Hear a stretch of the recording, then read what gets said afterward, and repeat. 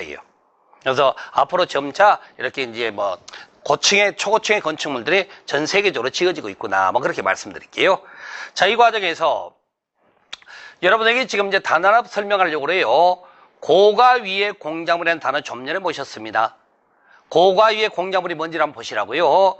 자, 이게 앞으로 새로이 지어질 서울에서의 노량진 역사입니다. 그 다음에 여기는 강북에 있는 청량리 역사예요. 새로 지어질 예정이죠. 근데 이 노량진 역사를 보니까 이 뒤쪽은 한강이에요. 한강이 보이고, 여기 보니까 전부 다 기둥으로 서 있다고, 기둥으로. 그리고 이 밑으로 철길이 쭉 이렇게 놓여 있다는 거지. 땅바닥에 붙어 있지는 않지 않습니까? 기둥 위에 서 있는 거니까. 이런 걸 고가 위의 공작물이라고 그래요. 그래서 이 고가 위의 공작물이 사무소, 공연장, 점포, 차고 용도로 쓰인다면 그걸 건축물이다라고 말한다는 거죠. 그런 식으로 표현하는 겁니다. 그렇게 이해하시면 되고요. 자, 그 다음에 경복궁 근정전입니다. 국보제 223으로 되어 있는데, 근정전도 건축물 맞죠? 기둥 있고 벽면 있고 지붕 있네요. 건축물 맞습니다. 그런데 예를 들어 근정전은 뭐 이제 개보수할 일이 생겼다, 뜯어 고칠 일이 생겼을 때는 건축법에 따라 하는 거 아닙니다. 무슨 법에 따른다? 문화재보호법에 따른다. 그래서 건축물은 건축물인데 건축법 적용은 받지 않는다, 그 얘기가 되는 거죠. 바로 그렇게 표현하는 거고, 그 다음에 고속도로 통행료 징수시세라는 표현 나왔어요. 여기 보면 이 안에 있는 걸 말하는 거죠. 이 안에 있는 거. 여러분 흔히 말하는 어디 고속도로 이용하는 과정에 톨게이트에서 돈 내고 다니죠. 그때 그 안에 근무하시는 분들이 있는 박스형 건축물을 말하는 거죠. 그 박스형 건축물 잘 한번 생각해 봅시다. 사면이 뭔가 박혀 있는 것 같더라고요. 뭐 유리창이 됐든 아니면 뭔가 투명한 게 됐든 간에 막혀 있고, 안에 들어가 보진 않았습니다만은 제가 위에도 뭔가 막혀 있을 듯 싶어요. 그럼 건축물 모양 맞잖아요. 사면 막혀 있고 위에 막혀 있다면. 그런데 이런 것들 고속도로 통행료 징수 시설을 지을 때는 건축법에 따라 짓는 게 아닙니다. 이건 고속국도법에 따라서 적용을 짓는다, 그렇게 이해하시면 되죠.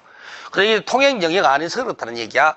통행 영역 바깥쪽에는 한국도로공사 영업사무소 같은 경우는 당연히 건축법에 따르게 돼 있습니다. 아셨습니까? 바로 그런 내용이 있고, 그 다음에 컨테이너 건축물입니다. 화면을 보니까 컨테이너 박스란 것 아시죠, 여러분들이? 그런 박스를 이용해서 이렇게 집을 짓고 살아요.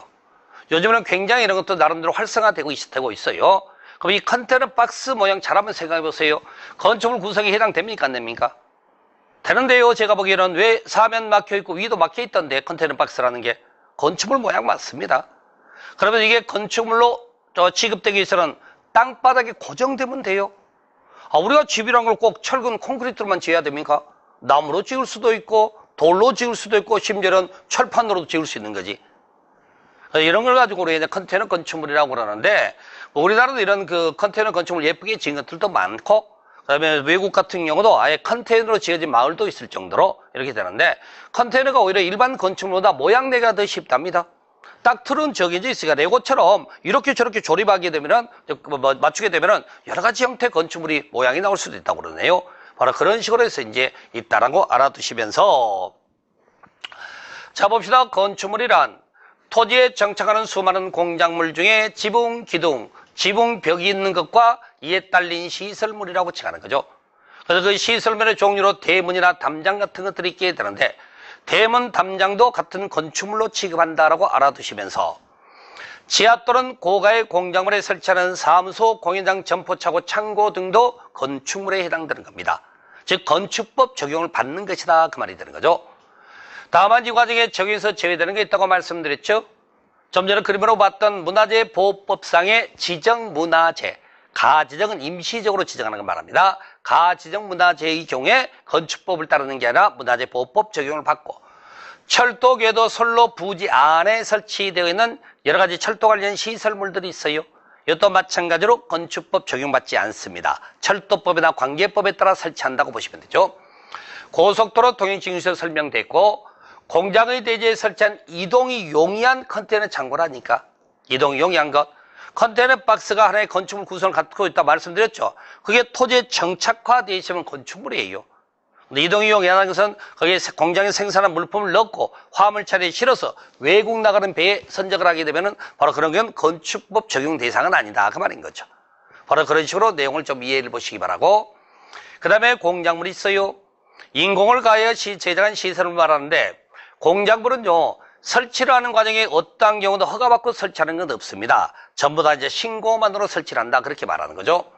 그리고 나서 보니까, 공작물의 종류가 2m가 넘는 옹벽 담장이라는 게 있어요.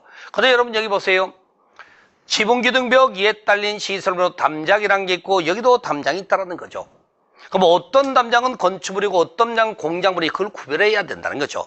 그래서 보시게 되면 이 공작물에는요, 공작물은 분리 개념으로 설치가 되고 독자 목적으로 설치하는 겁니다. 그러면 여기 우리가 건축물에서는 대문 담장이 건축물이 될 때는 건축물에 딸린 형태라는 거야. 독자적으로 설치한 게 아니라는 겁니다. 우리가 집이 지어진 땅에 외부로부터 취집을 받기 위해서 담벼락 뚫어줘. 그럼 건축물로 같이 취급하는 거예요. 그래서 어떤 지역을 가니까 집은 없어, 그 땅은. 근데 담벼락을 삥 둘러놨더라고. 그래서 왜 이 땅에 담벼락을 둘러놨나 싶었더니만 쓰레기 버리지 마시랍니다. 함부로. 뭐 그런 것들. 아니면 경계를 표시할 목적으로 담벼락만 쳐 있다는 거지. 그런 걸 가지고 우리가 공작물이라고 하는 거예요. 그래서 공작물은 건축물과 달리 이런 분리 개념으로 설치된다는 내용을 이해하셔야 되는 거죠. 자, 이 과정에서 우리가 축조 신고도상 공작물의 종류라고 해서 이렇게 잔뜩 있다고요.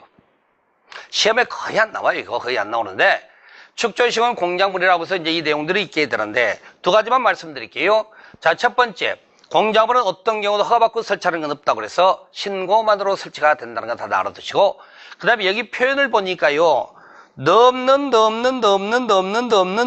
여기 넘는 그렇게 돼 있네. 넘는이란 단어의 의미는 초과적 의미에 해당되는 겁니다. 그럼 잡아요. 2m를 넘는 옹벽 담장을 설치할 때 축조 신고한다고 돼 있죠. 자, 여러분이 지금 이제 허벌판 빈 땅이야. 경계를 표시할 목적으로 담장을 설치하는 과정 속에 그 담장의 높이가 2m랍니다. 어떻게 설치하는 거죠? 그냥 하세요. 알아서 그냥 하시라고. 근데 그 담장 2m, 1cm가 되면은 그때는 허가받고 하시라는 얘기야. 신고. 죄송합니다. 허가가 아니라. 축조 신고라고 하는 얘기입니다. 바로 그걸 지금 구별하는 내용입니다. 일반적으로 여러분 이런 식으로 많이 암기를 할 수밖에 없어요. 옹이, 광사, 굴육, 탐육, 그 다음에 곱할, 지30 뭐 이런 식으로. 다만 이제 기계식 주차장은 나머지는 다 넘는 이하로 돼 있다는 거. 이게 조금 차이가 나게 있어요.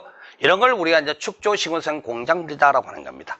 그래서 원칙적으로 건축물은 아니지만은 건축법의 일부 규정을 준용하게 돼 있고, 그 다음에 신고해서 설치하기 때문에 같이 설명을 드린 겁니다. 자, 여기 이제 그런 게 있고, 그 다음에 마지막으로 건축 설비라는 것도 있습니다. 전기, 전화 설비, 초고속 정보통신 설비, 지능용 홈 네트워크 설비, 가스급수, 배수, 환기, 난방, 소화, 배염의 노물 처리 설비 등등등등 수많은 설비가 있게 된다는 거죠. 자, 건축 설비의 종류 같은 건 물어본 바가 없고, 더 나아가 건축 설비라는 단어조차도 거의 시험에 나온 적이 없습니다. 굳이 애울력하지 말자는 얘기죠. 그럼 왜 이 건축 설비가 건축법 적용 대상에 있다고 표현되는지 그 의미는 아셔야죠. 건축 설비 건축법 적용 대상이라는 말은 무슨 말일까요? 표현 좀 우스갯소리로 받아들이세요. 네 마음대로 설치하지 마라라는 말이야. 당신 마음대로 설치하지 말랍니다. 반드시 규정에 맞춰 설치한다, 그런 의미예요. 바로 그런 부분에서 이제 건축법 적용 대상이다, 이제 그런 식으로 표현한다는 얘기죠. 그렇게 좀 알아두시면 좋을 듯이고, 그래서 첫 번째 건축법 적용 대상물에 관한 얘기를 했고, 두 번째는 건축법 적용 대상 행위라고 하는데, 이게 나름대로 좀 중요성이 좀 크죠.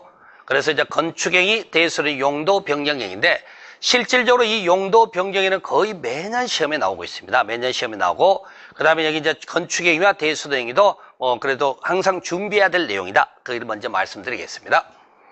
자, 우리가 건축행위라는 구성에는 구성이 5가지예요. 신축, 정축, 개축, 재축, 이전 이렇게 해서 이 5가지를 가지고 우리가 건축행위라고 구성을 두고 있는데, 여기서 첫 번째로 이렇게 뭐냐면 우리가 건축이라고 표현을 하게 되면 이 5가지가 모두 가능한 의미가 되지만, 경우에 따라서 정축, 개축, 재축이라는 단어가 직접 사용될 때는 상대적으로 뭐는 되지 않는 거다, 신축은 되지 않는다, 그런 의미를 먼저 하나 파악을 해보시라고. 그 다음에 두 번째로 우리가 이 신축이라고 하는 것은 출발 개념이 빈 땅이에요. 나대지라고 표현해도 관계없겠죠. 비어있는